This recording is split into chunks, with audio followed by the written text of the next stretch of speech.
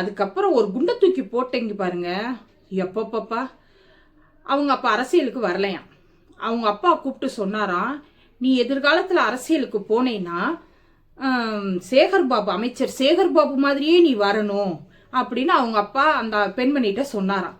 அதுக்கு இந்த பெண்மணி சொன்னாங்களாம், உலகத்தில் ஒரே சூரியன், ஒரே சந்திரன், அதே மாதிரி ஒரே சேகர்பாபு, அவரை மாதிரி யாராலையும் வர முடியாது, என்னாலையும் வர முடியாது அப்படின்னு எங்க அப்பாட்ட நான் சொன்னேன் அப்படின்னு சொன்னாங்க.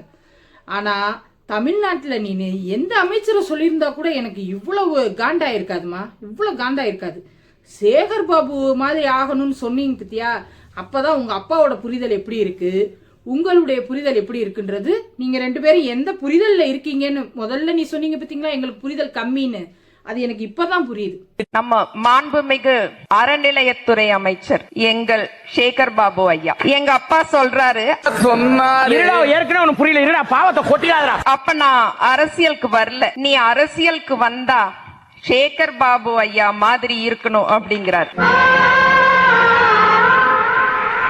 அதுக்கு நான் சொன்னேன், அதெல்லாம் முடியாது. எப்படி ஒரே சூரியனோ ஒரே சேகர் பாபு ஐயா தான் இருக்க முடியும், அவர் மாதிரி யாருனாலையும் ஆக முடியாது. அந்த வார்த்தைக்கு என்ன அர்த்தம்ன்றது இப்பதாம புரியுது. ரைட்டு, உங்க புரிதல் கம்மி தான், நான் ஒத்துக்கிறேன். அது நீ சர்டிபிகேட் கொடுத்த பத்தியா, அது உண்மைதான்.